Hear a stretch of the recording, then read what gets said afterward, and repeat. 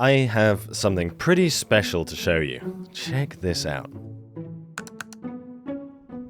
You are watching the excavation of a woolly mammoth tusk from one of the last woolly mammoths to ever walk the earth. Okay, we take another photo also. It's honestly incredible to me to see tusks of mammoths just lying on the ground, basically where the mammoth fell thousands and thousands of years ago. I know this is a bit of a cliche, but it's really like a window into another time. It feels like time traveling. It feels like these tusks just shouldn't be lying there in our time period. I don't know. It's kind of trippy. I love it. 20,000 years ago, these Ice Age giants roamed a huge area from here in North America, where I am now, all the way to Ireland. But by 10,000 years ago, they were stuck. So they went through this huge population decline at the end of the last ice age. They became isolated on a very small island, very small population size, and somehow they still survived for almost 6,000 years. That's Dr. Marianne Dehasque, a geneticist now at Uppsala University. The island she's referring to, and the island where all this footage comes from, is called Wrangel Island, a remote and barren place. And it's here that mammoths survived until about 4,000 years ago. Marianne was one of the scientists behind a new study, Temporal Dynamics of Woolly Mammoth Genome Erosion Prior to Extinction. Bit of a mouthful, but it gives us an incredible insight on a genomic level into the last woolly mammoths to ever be alive on the Earth. And their results were kind of strange, kind of surprising, and absolutely fascinating. I know I say this every time, but for you prehistory paleo nerds, this is a banger. This is so interesting. You're gonna want to hear all about this. Last mammoths. The last mammoths of the Ice Age. Incredible. Did you expect that at all? No, that is very unexpected result. Yeah.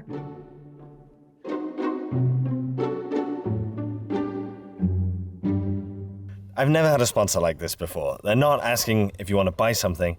They're asking if you want to have a meaningful, fulfilling career that can help save the world. 80,000 Hours is a non-profit that wants to help you have a fulfilling career.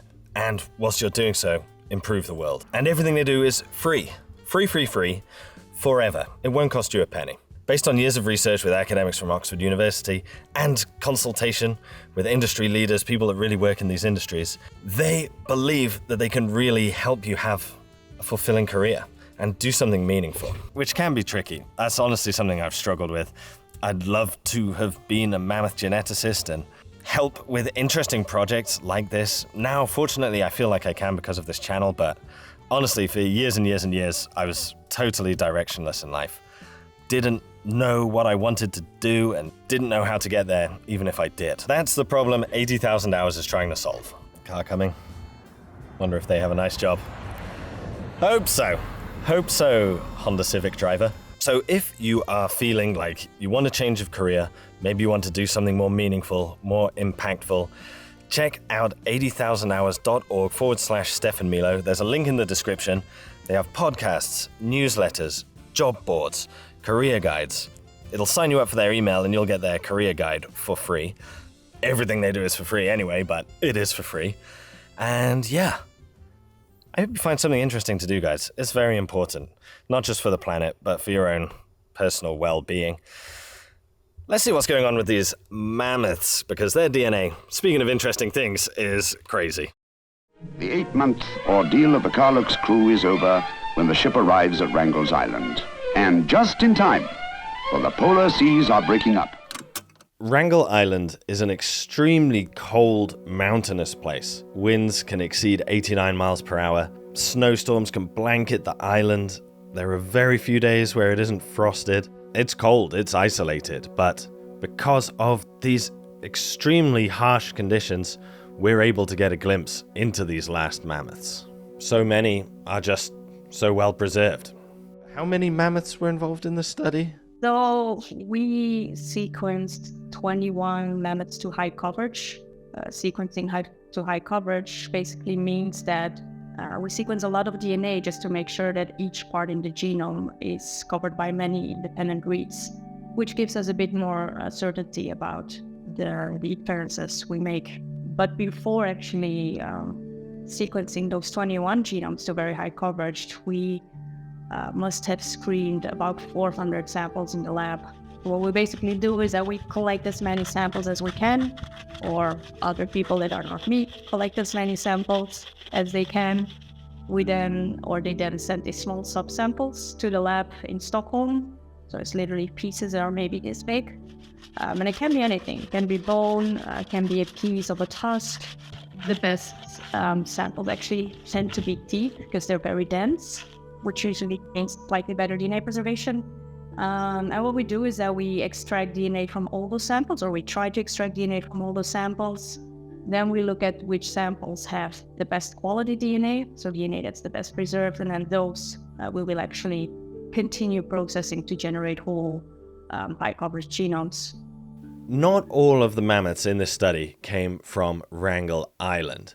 I think it was 7 of the 21 high coverage genomes came from mammoths who lived on the mainland. Often their tusks are found sticking out of riverbanks, and the team have to dig them out of the permafrost, which just cannot be easy considering the absurd amount of mosquitoes there. I'm not gonna lie, if it was up to me to get these mammoth tusks in those conditions, they might stay in the riverbank, honestly. That's my absolute worst nightmare. These mainland samples are really important though, because the team wanted to get an idea of what was going on with the woolly mammoth population before they were stuck on Wrangel Island. The end of the Ice Age saw huge fluctuations in Earth's temperature. But 14,000 years ago, there was a very warm period called the Bolling-Allerod Interstadial. This warm period was then followed by a sudden cold snap called the Younger Dryas. It lasts about 12,900 years ago. You can see on this chart of global temperature those two huge fluctuations at the end of the last ice age before our current relatively warm, relatively stable time period, the Holocene. So Marianne and her team were curious. How did the mammoths cope with these huge fluctuations? And what we actually see in the fossil record is that mammoths gradually got pushed up more and more northwards. So we were expecting to also see that in their genome, in their genes, we were expecting them to maybe show some signs of struggling. But maybe somewhat to our surprise, it seems that they were remarkably constant throughout time. So no signs, as far as we could tell, from those dramatic changes in climate. The youngest mainland sample they had came from the New Siberian Islands. I know that's a little bit confusing. They're islands now, but 12,000 years ago when this mammoth was alive, sea levels were lower, it was all connected to the mainland. I think it's about 12,000 years old. So that's basically pretty close to when they went extinct on the mainlands. And still there, it basically looks exactly the same as a mammoth that's 50,000 years old. It's really remarkable, yeah. Makes you wonder why they went extinct on the mainland. Definitely. I am a little bit in the camp of humans might have had something to do with it, but yeah, I agree. The way I imagine it is that they were struggling because of a lot of climate changes, vegetation changes, but then it was probably the humans that kind of pushed them over the edge. Yeah, a combination of factors. Yeah, often these things are always framed in it. Was it climate change or was it humans? Yeah, I think that's a but simplistic view. Yeah, it was probably a combination of both. It's kind of interesting that from the fossil record, we know that mammoths are declining. They're being pushed back further and further north. And yet, from this mammoth's genome, it's exactly the same as a mammoth that lived 50,000 years ago. Flourishing time period for them. It's kind of odd. It's kind of strange.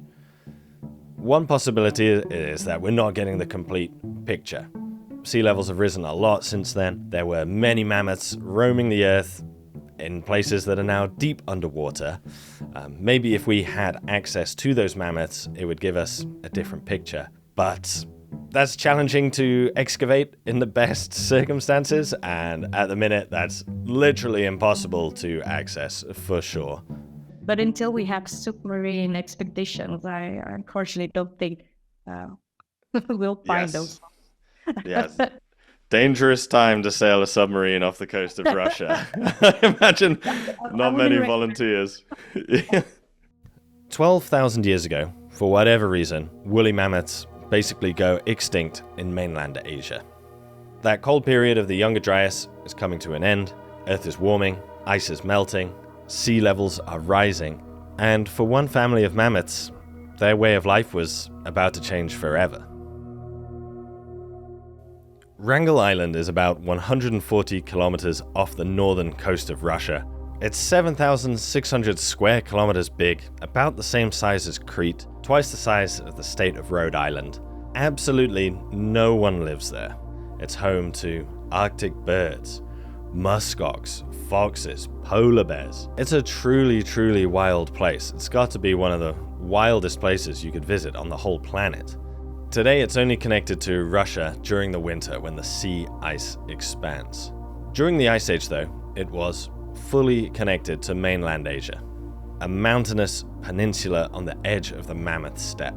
Scientists estimate it was cut off from the mainland by rising sea levels about 10,000 years ago. And as sea levels rose, it must have stranded a group of mammoths on the island. They didn't swim there. What's extraordinary is that thanks to Marianne and the team, we now know exactly how many mammoths were stranded there when the sea levels rose. Yeah, how many mammoths were stuck on Wrangel Island? Based on our estimates, it could have been as little as 8 individuals. Just 8? Yes, that's a very small group of mammoths. Or I can define maybe a bit more precise. It was probably 8 breeding individuals. The herd could have been bigger than 8 individuals in a sense. There could have been older mammoths hanging around, but just 8 breeding mammoths founded the population that would last for 6,000 years, from 10,000 years ago when the island was cut off, until 4,000 years ago. Was that a surprising result? Definitely, although we did already have some indications that it was a very small population. There has been done some research before on the mitochondrial DNA of the mammoths. Mitochondria are just inherited from mother to child. And based on that, we knew that it could have potentially even been just a single herd. That's kind of crazy. That's definitely kind of crazy. And to understand why, we have to discuss inbreeding. Fun sentence to say. We have to discuss inbreeding, guys. Okay, headphones out. Such a small population is typically a big problem because of a thing called genome erosion. That's kind of the fancy word for the consequences of inbreeding. It's in the title of the paper. Obviously, you get half your DNA from your mum, half your DNA from your dad.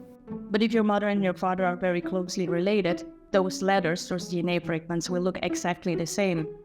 This can be a problem for a number of reasons. First, genetic diversity is just a positive thing for a species to have. It's a good thing. You want that. Genetic differences and genetic diversity is typically seen as some sort of safeguard against future change. So, for example, if there is a disease outbreak and there is no diversity in the population, it is, for example, less likely that there will be an individual that has that diversity that's required to survive a disease. The other problem with inbreeding is that harmful mutations are more likely to accumulate. If there are only so many mammoths to have a baby with, so many humans to have a baby with, so many, whatever to have a baby with, the chances of you inheriting a harmful mutation increase a lot. You could even get a harmful mutation from your father and your mother, and then you're probably really going to have a bad time. So I don't know how familiar you are with European history, but for example, you have the Habsburg dynasty. I was going to say. Those kings or those people typically had this big overbite. And that, for example, it's an example of what can happen when there's a lot of inbreeding going on. A big chin, big overbite, it might seem like a silly thing, a harmless thing, something for us to make fun of. But out in the wild especially, it could genuinely affect how you're eating, how you're breathing, how good you are at running as a result of that. Inbreeding could also do things like lower sperm count. For the long-term health of a population, it's just not great. So I was honestly really surprised to find out that only 8 mammoths founded a population that lasted for 6,000 years. Obviously I'm not a geneticist, but my sort of, I don't know, idea before this, I would have thought 8 founding members would have been far too few animals, that this would be inevitably fatal for the mammoths. Is that a fair assumption? Is that what you would have expected? Would you expect such a small population to survive so long? I think that's a very fair assumption. And actually one of the leading theories before we actually dug into our own data was that mammoths went extinct exactly because their initial population was so small. So we expect to happen in these very small populations is to have a lot more inbreeding occurring. They might lose genetic diversity. They might accumulate harmful mutations. So thinking about all those things that can happen in a very small population, when we started the study, we were expecting that mammoths would have gone extinct due to this genomic deterioration, due to this genome erosion. But that's not what Marianne and the team found. So what we found is that this population was founded by maybe 8 breeding individuals, but then seemed to have recovered pretty fast. So in less than 20 generations, it seems that the population grew back to about 300 individuals, 200 to 300 individuals, which is actually a pretty considerable amount of mammoths, given how small the island is. And what's maybe even more remarkable or surprising is that population remained pretty stable up until their extinction. How do you explain that? How do you make sense of that in your mind? What do you think is going on? It's hard to explain. I think, again, maybe thinking about social structure, I think mammoths were just very effective at avoiding inbreeding. Maybe the conditions on the island were just right, or were just good enough to sustain this kind of population. And from what we know, the island was actually pretty stable from 10,000 years ago up until now. So we do see that inbreeding increased a lot. They did lose a lot of genetic diversity initially when the population became isolated. But after that, it looks like they were doing just fine. Yeah.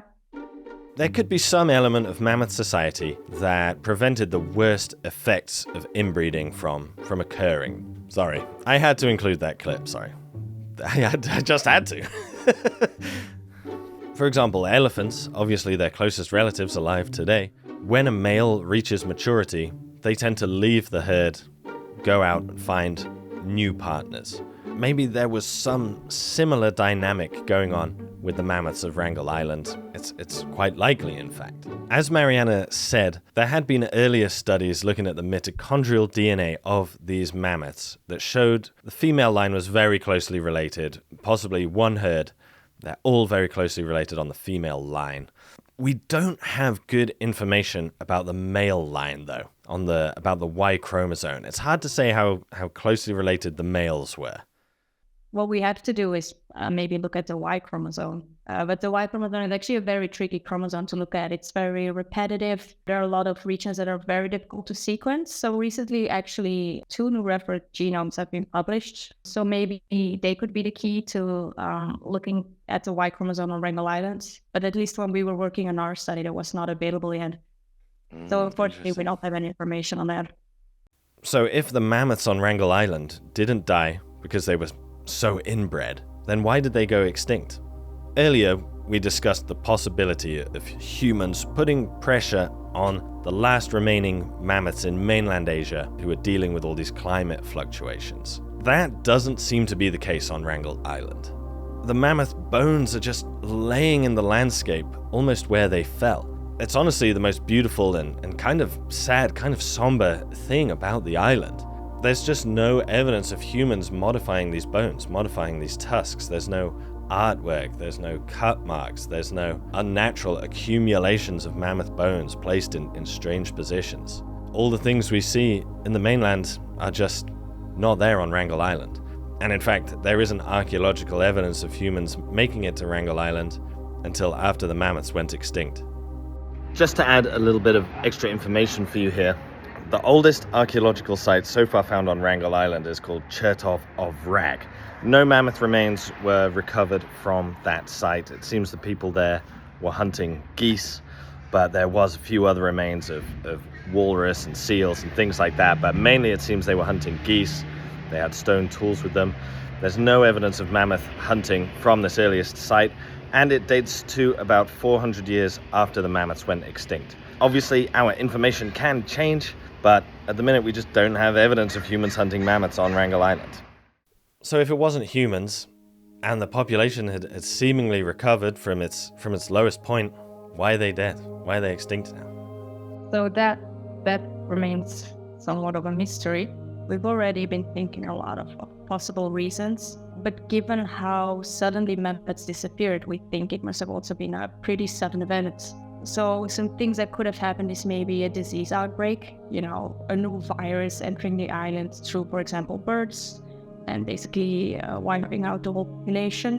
What could have also happened is maybe 1 or 2 harsh winters or 2 bad years in terms of weather, causing there to be too little food for the mammoths to survive. We've been thinking about maybe big fires on the island, so some of the things are maybe a bit more exotic than others, but whatever it was, it must have been something quite sudden, yeah. Going for a walk in the woods, thinking about mammoths. I can't believe how close we were to mammoths surviving in our timeline. From just 8 individuals, they survived for 6,000 years, stable population, and then maybe just a couple of bad winters wiped them out. Bird flu wiped them out. God, we're so close to them making it to our time. I know it's a bit of a meme that mammoths were alive when the pyramids were being built, but the pyramids were 600 years old by the time the mammoths died. They made it to the Middle Kingdom. They practically made it to the Bronze Age collapse. Was it the sea people? Did the sea people wipe out the mammoths before they went to the Mediterranean? Who knows, man? Who knows? We were so close. I'm going to be honest. Normally, the stuff I talk about on this channel, it doesn't affect our life in any way, really. It's for our intellectual curiosity. It's to satisfy our sense of self, our place in the universe. Of course, I'm not saying studying archaeology is useless or meaningless. It's the exact opposite, but day to day, realistically, it doesn't have a big impact. This paper is different though, and I would love to show you how.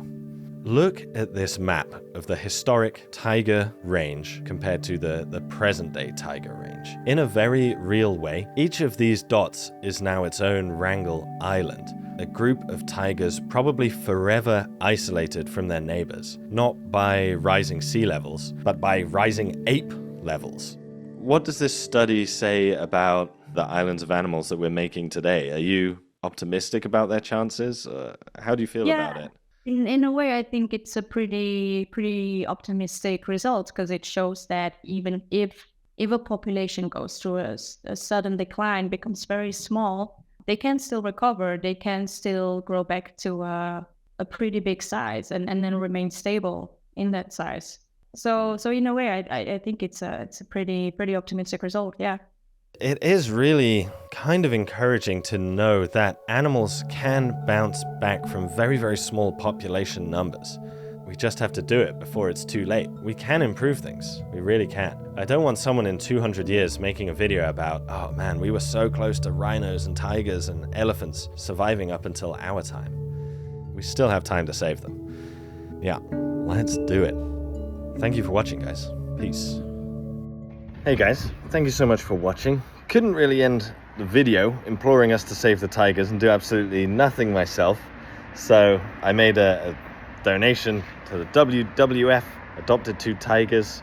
My kids scared a couple of stuffed animals as well, as if they don't have enough already. And yeah, hopefully the mammoths wouldn't mind me finishing a video about them donating to an animal that would have happily eaten them. Yeah. Sorry, mammoths.